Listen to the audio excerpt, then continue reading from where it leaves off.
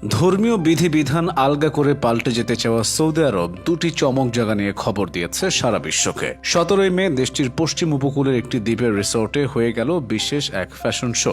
Red sea fashion week নামক শেষ শোতে বড় একটি সুইমিং পুলের পাশে নারীদের সাঁতারের পোশাক কিংবা সুইম স্যুটে দেখে চোখ কপালে ওঠার দশা তামাম পৃথিবীর কোটি কোটি মানুষের। যে দেশে নারীদের গোটা শরীর ঢেকে চলাচলে ছিল রীতি, সেখানে সাঁতারের আটশাট পোশাক দেখে হতভম্ব সবাই। মজার ব্যাপার হলো এই মডেলদের কেউই সৌদি নাগরিক নয়, তবু তাদেরকে দিয়েই দেশটি বার্তা দিল এখন আর খোলামেলা হতে বাধা নেই। সুইমিং কস্টিউম ফ্যাশন শোর ধাক্কা শেষ হতে না হতেই আরো বড় চমক, এবার নাইট ক্লাব চালু করেছে দেশটি। ইউরোপ আমেরিকার সংস্কৃতি চালু হয়ে গেল ইসলামের আতুর ঘরেও, তাও কোনো বিচ্ছিন্ন দ্বীপে বা বিদেশিদের জন্য সংরক্ষিত এলাকায় নয়, খোদ রাজধানী রিয়াদে চালু হয়েছে এই ক্লাব। নাম রাখা হয়েছে নিউ লাইফ, বাংলায় নতুন জীবন। বিস্ট হাউস নামেও পরিচিত এই ক্লাবটি। আক্ষরিক অর্থে বাংলা দ্বারায় জন্তু বাড়ি। দুটো নামই কেমন যেন ইঙ্গিতপূর্ণ।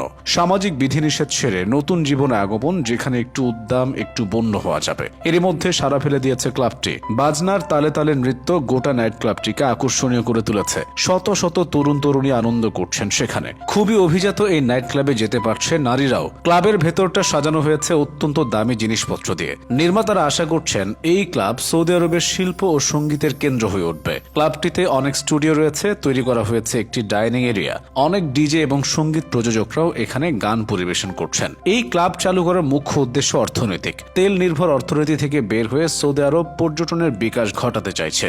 দেশ ভ্রমণে বিদেশিদের জানানো হচ্ছে আমন্ত্রণ। এমন ক্লাব থাকলে বিদেশিদের পার্টিতে আর বাধা নেই। এতদিন এই সুযোগ ছিল না দেশটিতে। তবে নাইট ক্লাব কেবল বিদেশিদের জন্য করা হয়েছে তাও না, টাকা দিলে যে কারোর জন্য খুলে যাবে ব্যয়বহুল বেস্ট হাউসের দুয়ার। বছরে এখানকার সর্বনিম্ন বার্ষিক সদস্য ফি 6000 রিয়াল, বাংলাদেশি মুদ্রায় যা প্রায় 1,87,000 টাকা।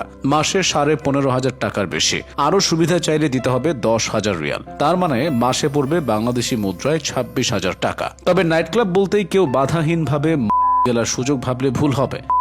দেশটিতে কঠোরভাবে নিষিদ্ধ হয়ে আছে এখনো। এই ক্লাবেও যেন তা বেচা না হয় সেজন্য থাকছে আলাদা নজর। গলা ভেজানোর সুযোগ নেই এমন নয়, বদলে অতিথিরা পান করবে মকটেল নামক পানীয়।